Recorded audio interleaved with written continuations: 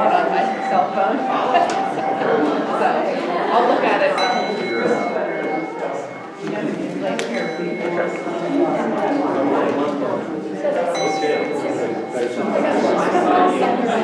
Good morning. Morning. Morning.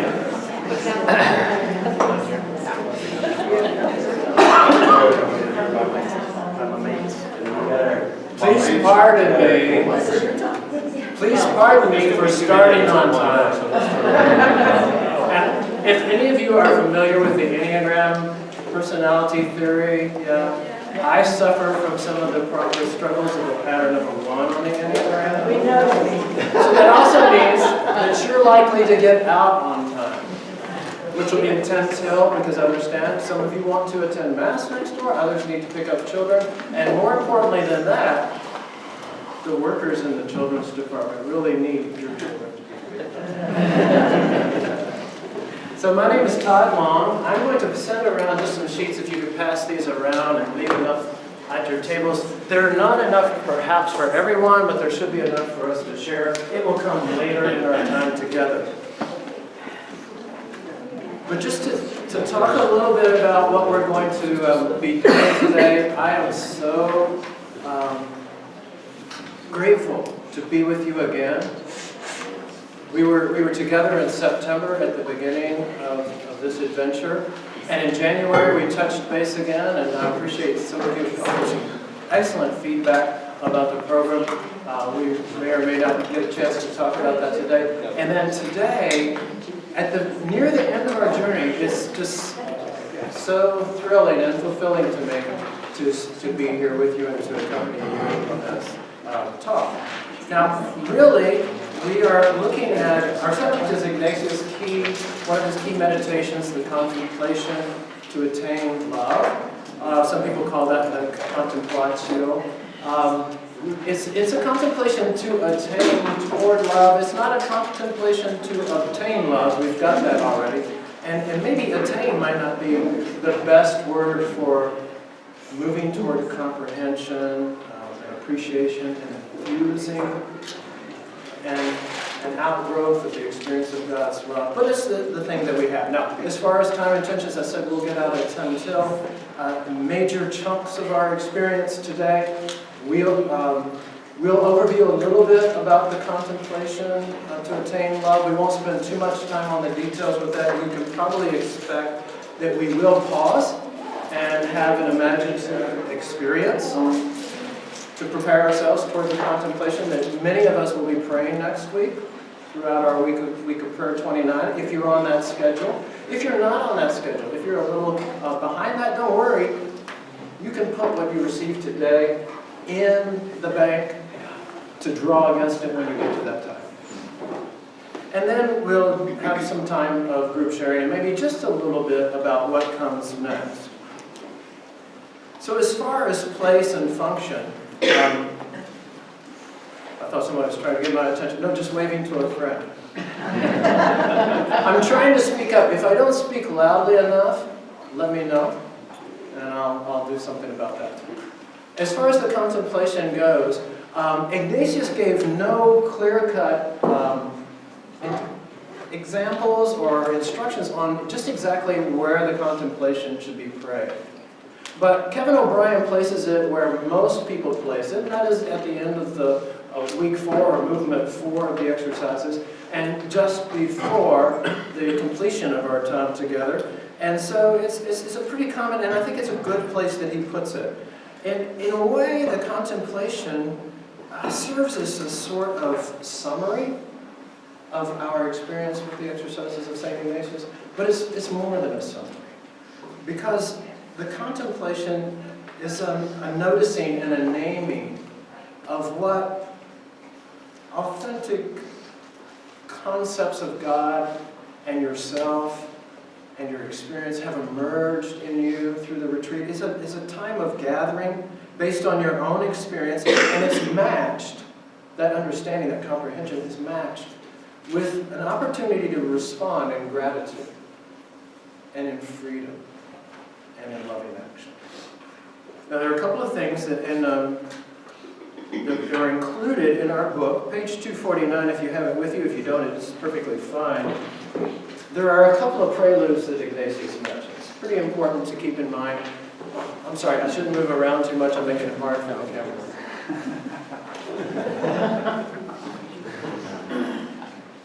But those preludes on page 249 are in bold text, just in the second paragraph of the page.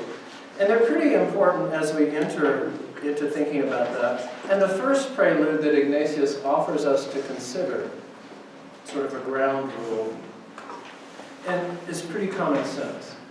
It says, love ought to manifest itself more by deeds than by words. And O'Brien goes on to explain, and you'll get the chance to read it later this week, that love must be put into action. Words are not enough. You know that. You've probably experienced relationships that were not quite enough because they never went beyond the words.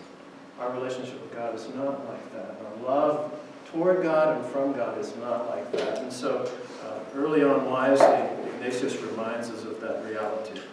And then secondarily, just a few lines down, love consists in a mutual communication between the two persons. And O'Brien says, explaining Ignatius' words, just as the love between two persons is marked by giving and receiving, the love we share with God enjoys a certain mutuality. God wants our friendship. And that's not a surprise at this point in your prayer journey. It's probably an understatement to what your experience has been. God wants our friendship. And so we think about this contemplation, and maybe we could go back a bit further. Early in your prayer experience, maybe the second week of prayer, according to O'Brien's layout, you might have prayed with Ephesians, the 3rd chapter. You might have contemplated words like these.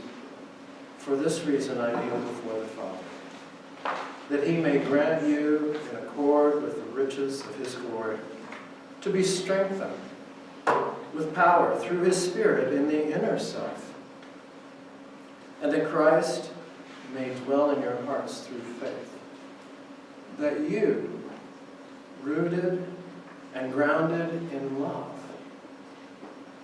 may have strength to comprehend with all the holy ones what is the breadth and the length and the height and the depth, and to know the love of Christ that surpasses knowledge, so that you may be filled with the fullness of God.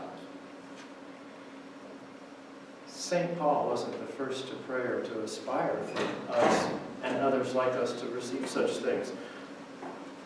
St. John records Jesus speaking to his own followers at the end of his earthly ministry in John the 15th chapter, saying, as the Father loves me, so I also love you. Remain in my love. If you keep my commandments, you will remain in my love. Just as I have kept the Father's commandments and remain in his love. This is my commandment. Love one another, as I love you. It was not you who chose me, but I chose you, and appointed you to go bear fruit that will remain. This is my command. Love one another. And further, St. John tells us that in the final hours of his life, as Jesus prayed, and folks like John must have listened in, he said these words, starting first about those immediately near him, but then extending even to those of us in this room. Because Jesus said, I do not ask that you take them out of the world, but that you keep them from the evil one. As you sent me into the world, so I sent them into the world. I pray not only for them, but also for those who will believe in me through their word. so that they may become one. As you, Father, are in me and I in you, that they may also be in us. I in them and you in me, that they may be brought to perfection as one. That the world may know that you sent me and that you loved them even as you loved me. And so as this human ministry drew to a close, you and your communion with God and with each other was one of the last things on the mind and heart of Christ Jesus.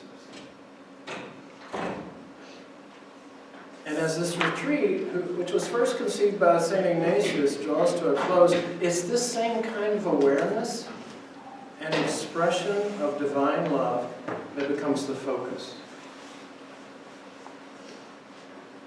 And so rather than share what you might expect in the coming week, or parse and display for you what scholars understand to be the genius and the structures of this particular contemplation, I thought it might be better if we indulge in maybe an experiential that'll set you up for the week. Is that okay? Yes. Are you up for that? Yes. Thank you. If you'd said no, there's no other plan.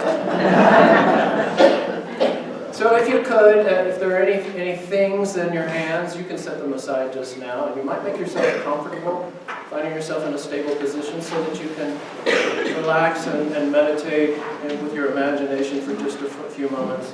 That might mean grounding into your feet and into the sea, finding a stable spine.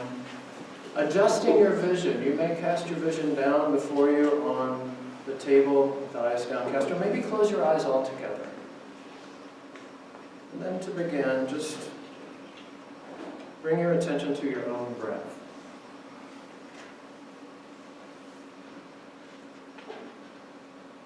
Notice the sensation of your inhale,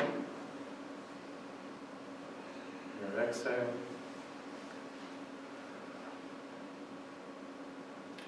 That breath of life that's been with you since God first brought you into being.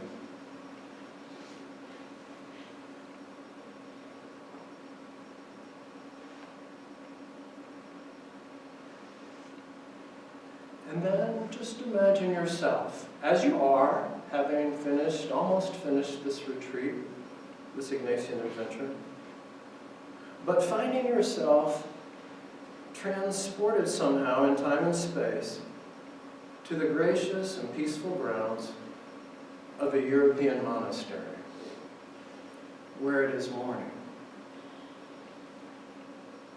How do you imagine that place? The buildings, the grounds,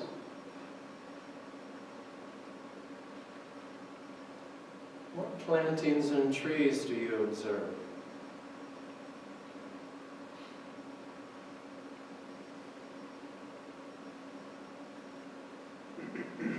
What season do you take it to be? By the temperature, the fragrance of the air, the appearance of sky, or perhaps birds, animals.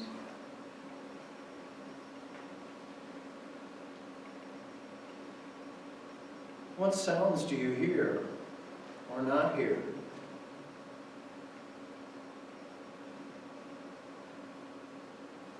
What other companions do you imagine to be with you as you arrive at this place?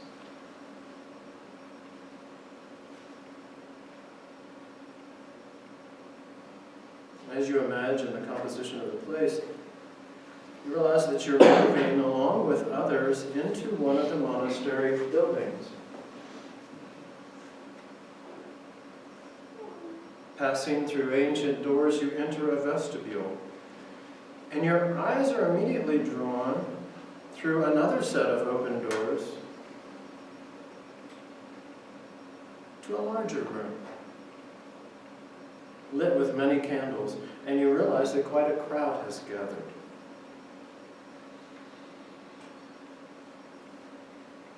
Curious and invited forward, you enter that spacious room and take in its furnishings and occupants. Curiously, you see some of your friends from this parish. They're among many others whom you do not recognize. And somehow, without words, you realize that all the people in the room are also making a retreat of the spiritual exercises.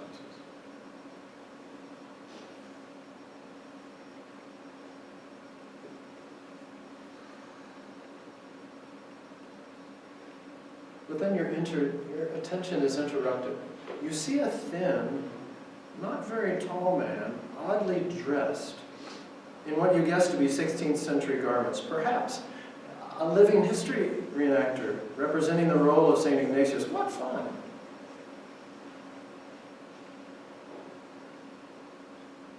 Uncharacteristic for yourself, you're drawn to that person and forgetting any concerns about self-appearance and in joy, you hurry over to meet the reenactor. You introduce yourself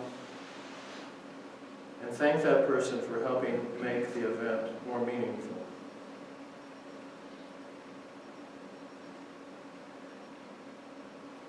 And as you do this, as you share names and thank this small cast member for coming, you begin to share spontaneously some of the graces that you've received in your experience of this retreat.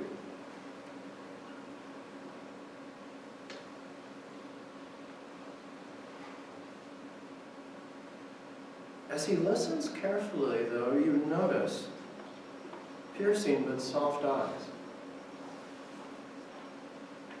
a certain kind attentiveness.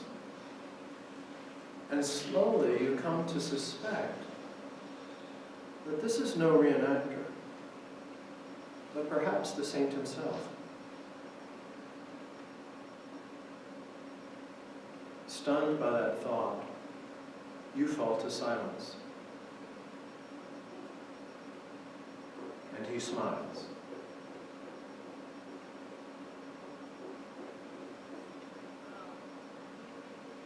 Then looking at himself, he gently reaches into the folds of his garment and produces a very small letter. Here. This is for you, he says as he presses the document into your hand.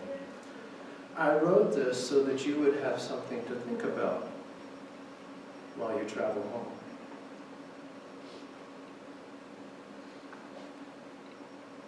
You look down at the gift with wonder, then back to your guide.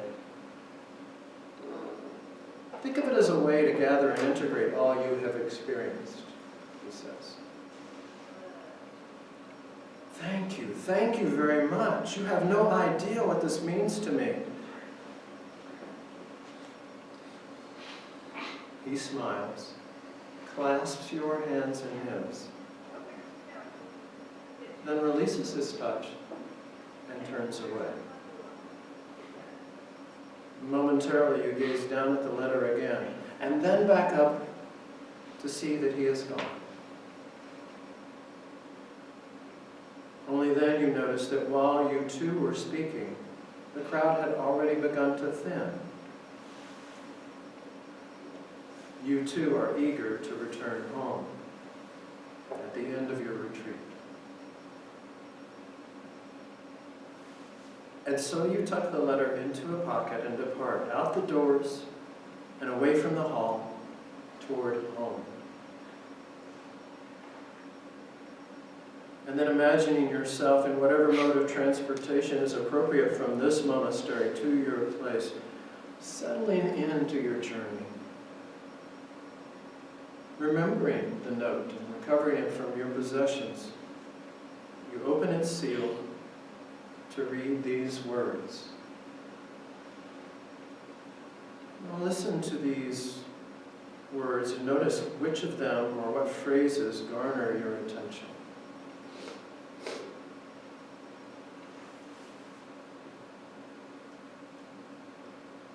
Contemplate the goods you have been given in being created and in being redeemed.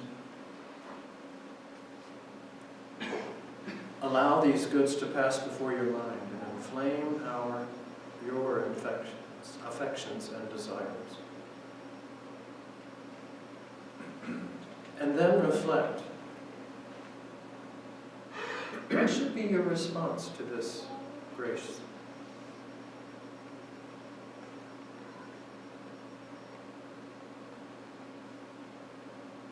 Reflect upon the fact that God dwells in all creatures and in creation, mineral, plant, or animal, giving gifts particular to each's makeup. Most profoundly reflect on the fact that the Trinity dwells within the human soul, making us, temple to the Holy Spirit.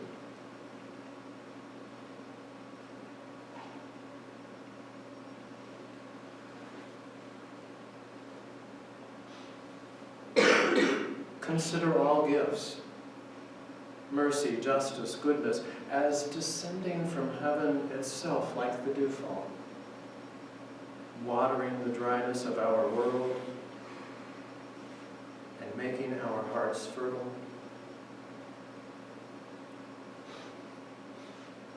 Stirred with gratitude, once more reflect upon your response to so great a God. And offer yourself wholeheartedly toward God's service.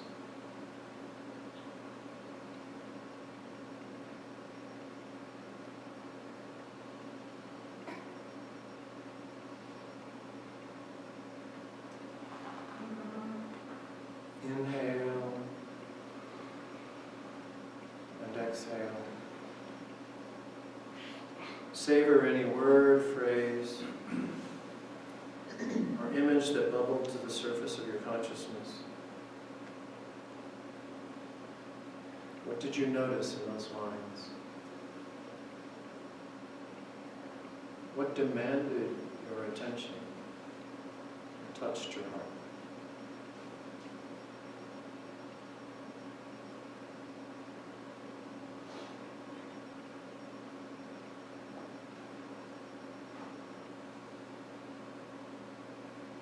Then gently return your thoughts to this moment. Another inhale, another exhale. Slowly flutter your eyes open.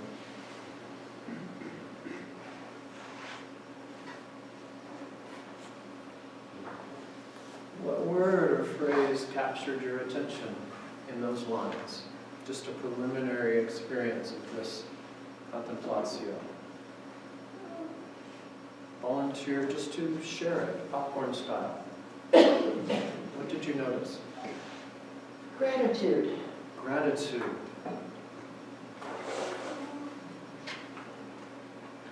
Gentle unfolding. Gentle unfolding. All good gifts. All good gifts. Powerful phrase. Gentle light. Here's gratitude. Gentle light. Acceptance. Pardon? Acceptance. Acceptance. It's beautiful.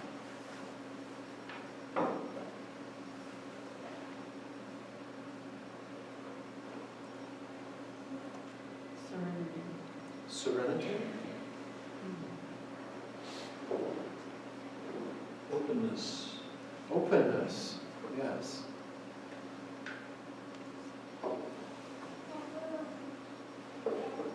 Our youngest member contributes to the conversation.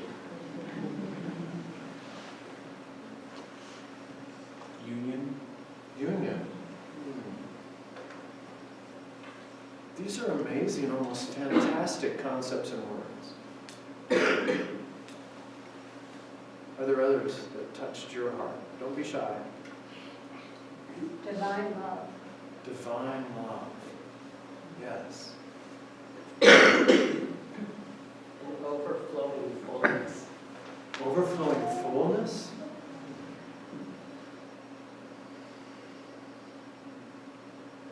Rebirth. Rebirth. Rebirth.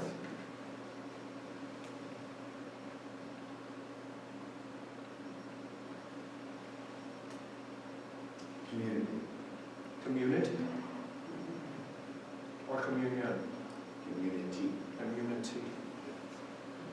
Probably both would be appropriate.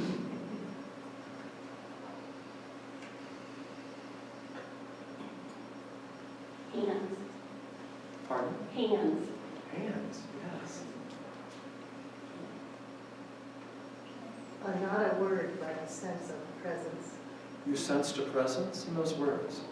I felt presence. You felt presence. A presence, yes, God's presence. You, anyone else resonate? You sense a little something different than just hearing talk?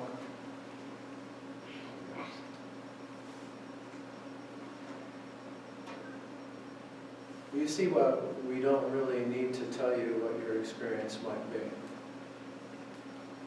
You and God are knowing already and sharing already. In this contemplation, Ignatius suggests a prayer form, the Suscipe, that you're familiar with. We sing it sometimes next door. You've perhaps prayed it already in the exercises. You'll be invited to pray it again. Early, when we first started this morning, I passed around some lyric sheets of the Suscipe. There may not be enough for everyone to have one, but there should be enough so that you can look on with someone nearby. There are a few more back in the back if we have an area that is a lyric sheet desert. Now, I was not familiar enough with the computer system to arrange for the Dolby surround sound. And so I passed around the words just so that you could be informed of them. You may or may not wish to sing along. That's totally up to you. But I'd like to just share with you this recording of the Suscipe as it is written and as it was recorded, the author Dan Schutte. And let this be a meditation, a response even to this preliminary experience that you are having now of the contemplation toward divine love.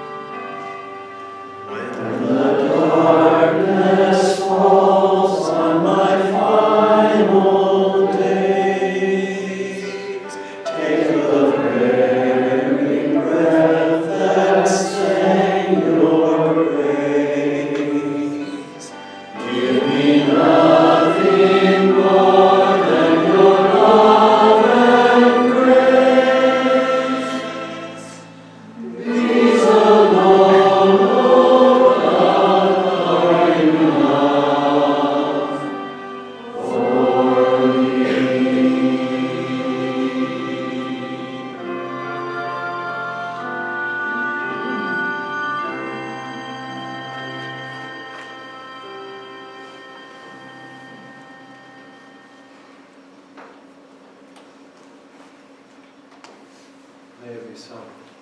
You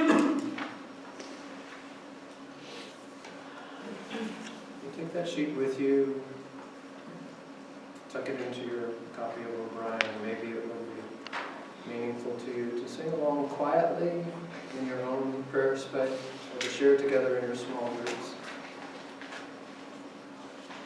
And then we only have to wonder what's next, what comes after week 32. Some of you, this is not the first time you've experienced the exercises, so you have a certain idea. And the first thing I would say is, before we think too much about what comes next, just really give yourself to engage completely with this week of prayer. Now, one thing you might do, as far as what comes next, you know, like in our imaginative experience, you're traveling back, re-entering a more common day-to-day experience after the retreat. And so you might adjust your prayer time slightly. If you've been giving an hour, maybe not, or you might adjust it down to something that you think might be manageable, what you're feeling drawn to continue after the retreat, on how to continue the pattern of praying on a daily basis. But give yourself completely, your whole heart, to gather and savor the graces that you've experienced over the last few months, and to be present to whatever might be the climax of your prayer experience. It will be different from each one of those. The second thing is, you might consider what next steps are, and I would encourage you just to let those emerge in yourself and through your prayer and through your small group experience somewhat organically.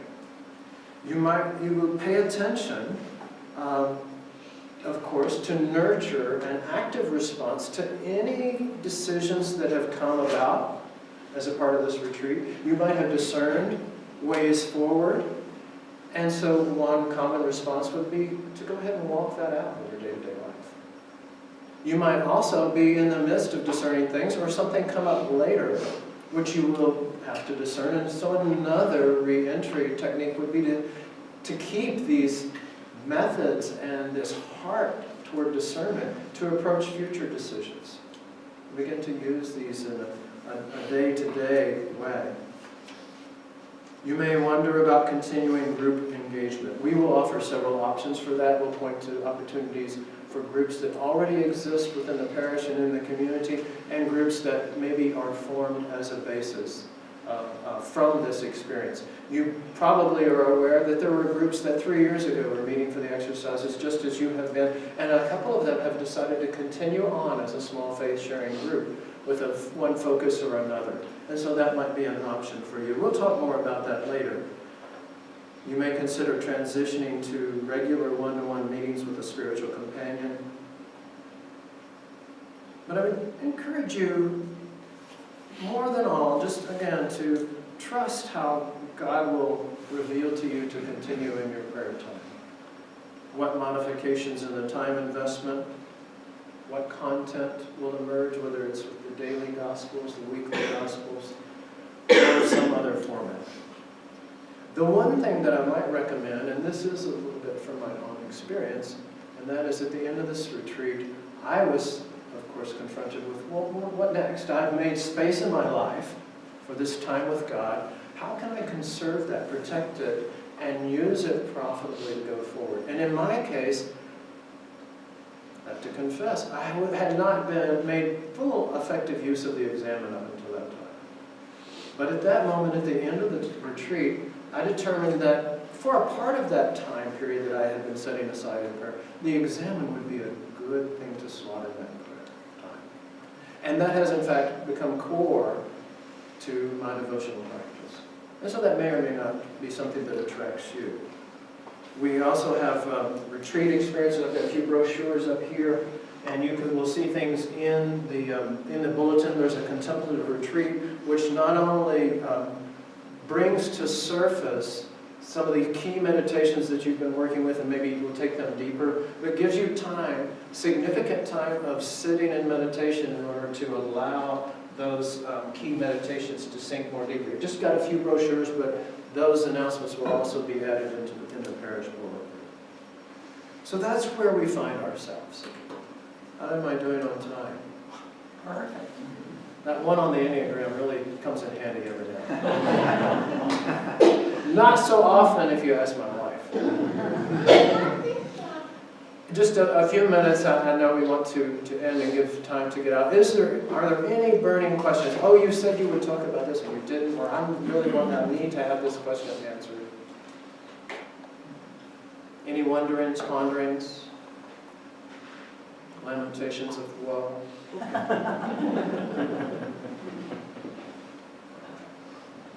Well, thank you again for making a commitment to yourself, to your spiritual practice, to those that you might have met with in small groups, and to your relationship with God, to undertake this journey. This is no small thing. And I believe that your experience over the past few weeks is going to show itself to have been no small thing. And that you will probably look back on certain key moments and certain understandings that maybe you didn't even fully grasp at the time, but they have become foundational, pivot points, hinging spots for your life forward. So thank you for making that commitment to yourself and to others and to God, and for allowing me along for the ride. Yes? Todd, I'm noticing that week 29 is there 32 weeks. Yeah, we've got 3 more weeks after that. Okay, so, and we're continuing to use that format. Absolutely, so yes. Don't think it's so long. No, I'm sorry. If I gave you the idea that you're off the hook, no. We are nearing a finish line, and you can decide if it's a sprint or just a continued steady pace. We'll be wrapping up with another event toward the end of the parish time together. So would you receive a blessing?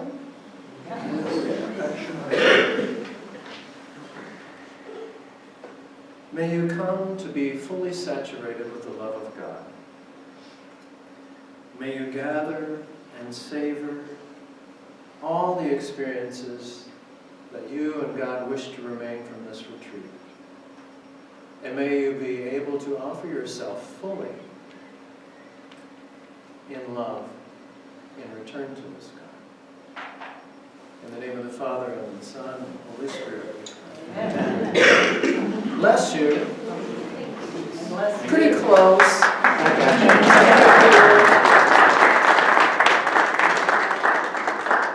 I'll be around for a few minutes. If you don't have to pick up children and you give the inner freedom to our nursery.